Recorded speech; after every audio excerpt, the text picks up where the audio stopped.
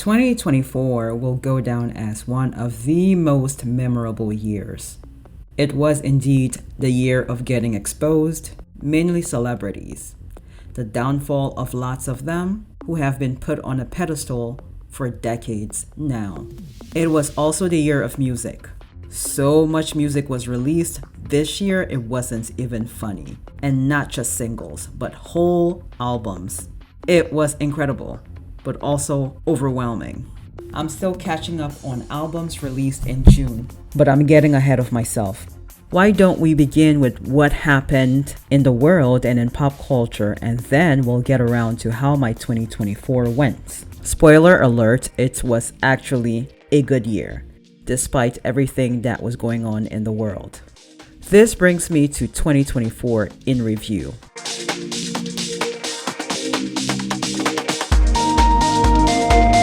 Let's start with some things that started at the tail end of 2023 and bled into 2024. There was some tension between Oprah and Taraji P. Henson with regard to the remake of The Color Purple and pay discrepancy. And then, I hate to bring this up, but this in fact bled a bit into 2024. Simone Biles' husband had said he was the catch in the relationship or something like that, and set the internet in a frenzy. And then Cat Williams broke the internet with his podcast interview on Shannon Sharpe's Club Shay Shay. He said a lot, and I'm only just now finishing listening to it since January. And he was right about a lot of things.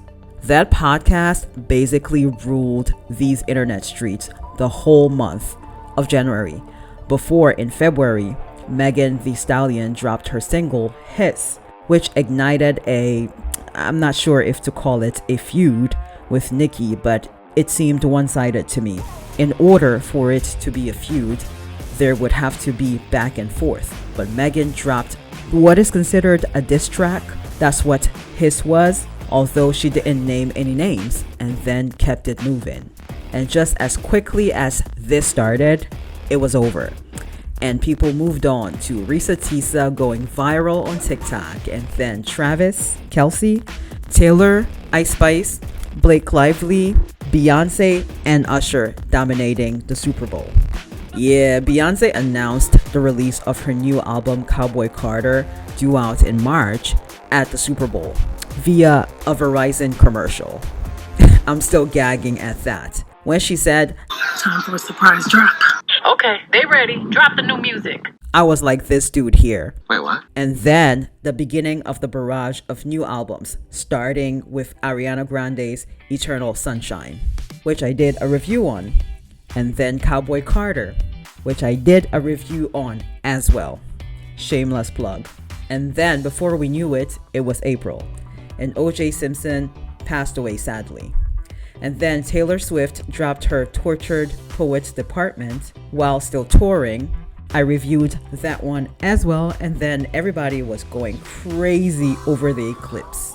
Had everybody thinking this truly was the end, but we're still here. What do you know? And then the beginning of Cat Williams' prophecy coming to pass starting in May, with Diddy's Homes getting rated, all while Billie Eilish and Dua Lipa are dropping their third albums, which I also reviewed. The Met Gala happened with Kim Kardashian having us all stunned, and not for good reasons. This was painful to look at. And then it was a Brat summer. Reviewed that one as well. Fifth Harmony's Normani and Camila Cabello both dropped albums in June as well, 2 weeks apart from each other. And then the culture war of the year, Drake and Kendrick's feud resulting in one of the biggest songs of the year, Not Like Us. And just like that, we were at the midpoint of the year. The pop culture stuff cooled off a bit to be taken over by politics. Trump got immunity at the beginning of the month, and then he got shot in the same month. And Biden dropped out of the presidential race and endorsed Kamala Harris. Amber Rose spoke at the RNC, and then sadly, Shannon Doherty, forgive me if I mispronounced her name, but she played Brenda in Beverly Hills 90210 from the 90s. She succumbed to cancer, which she'd been battling for years now. And then the Olympics begin with some controversy in the opening show, but that blows over as Simone Biles makes history. That same month, in August, Hurricane Debbie strikes Florida. Olympic gymnast Jordan Childs' bronze medal gets revoked. Sky Jackson is arrested and the DNC happens.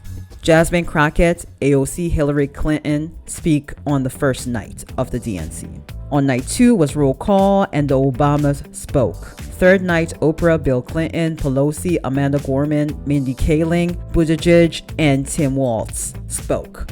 John Legend and Sheila E. performed, and then as soon as the convention was done, the very next day, Sabrina Carpenter dropped her album Short and Sweet, which I have yet to review. And then we lose some more legends in September. James Earl Jones, Maggie Smith, and Mutombo. The sequel to Beetlejuice comes out in theaters. Lady Gaga releases an album to go along with the Joker movie, Joker 2 Folie à Deux, of which she was a part. Katy Perry releases her 7th studio album, 143. And then Beyonce surprises me again and shows up at a rally for Kamala in Houston, along with Kelly Rowland. And that same month, which was October, Beyonce and her husband sends a cease and desist to Piers Morgan after he had Jaguar Wright on his show Uncensored. The anticipated sequels to both Smile and Joker also drop in theaters to mixed reviews for the latter. The former was well received. We also lost a member of boy band One Direction, Liam Payne, in the most tragic way. And the loss continued in November with legend Quincy Jones passing. And then the unthinkable happens. Trump wins re-election, and as a result, Black women speak up in online spaces, mainly about washing their hands and being done. And then a welcomed distraction. Wicked comes out in theaters, and there are all these speculations about Cynthia and Ariana's appearance as they do their press tour to promote the movie. And then Kendrick drops GNX, his 6th studio album, and then we get around to December. Spotify Wrapped came out, as well as YouTube Music Recap. United Healthcare CEO was offed, and the reaction was crazy. Zero sympathy or empathy for this man. People are tired. Eras Tour ends officially the same week of United Healthcare CEO getting offed. The perpetrator was arrested. Jay-Z's birthday happened on the 4th, and 4 days later, he was accused of assaulting a minor back in the 2000s, allegedly. And at the same time, him and his family were at the premiere of the Mufasa movie supporting their daughter, Blue Ivy Carter, who is in the movie. A Disney influencer by the name of Dominique Brown passed away after a lunchbox event. And just when I thought nothing else could happen, Chloe Bailey and Burna Boy are spotted together in Nigeria, holding hands and shit. I love that for them. And SZA drops an album as well. Beyonce performs on Christmas Day at a football game in Houston. Other in-between stuff that happened was J-Lo falling out of favor with the public after those projects she had. Olivia Rodrigo dropped 5 additional songs while on tour. I reviewed that, check it out. Tate McRae becomes the second coming of Britney Spears and the Pussycat Dolls in this video. It's okay, I'm okay. The phrase very demure becoming a thing. Justin and Hailey Bieber welcoming their first son, and Cardi B and Offset fighting on X. There's plenty more. Culture. Yeah, so you'll see a guy who's had a black girlfriend, all of a sudden he's got a buzz cut, like clean shape up. Glows up, bro. I like that. I like that. They shave their hair because they start losing it. Because they're so stressed being around this black girl complaining about shit all the fucking time. That's why they gotta shave their hair. Nah, bro. White guys with black girlfriends, they grow a beard because there's up. more cushion when they get slapped the fuck out of. Start as they burn up. Rest in peace to Ali. Rest in peace to Left Eye. Michael Jackson, I see. Just as soon as I die. She knows. She knows. And I know she knows. And I know she knows. For almost a month, swarms of drones the size of small cars have been spotted over parts of New Jersey. One of the low-functioning passport bros got a hold of my video, and he was feeling salty about it and has been running around the internet addressing me. I wasn't aware. My friend just sent me the video. So because he's American and he's from America, I had to find something American, to wear to address this fool. He said that they have come to dominate Kenya or Africa, I don't know. And my question is, dominate where? Dominate where? With what? An accent and tattoos? And some pocket change? You cannot compete where you don't compare.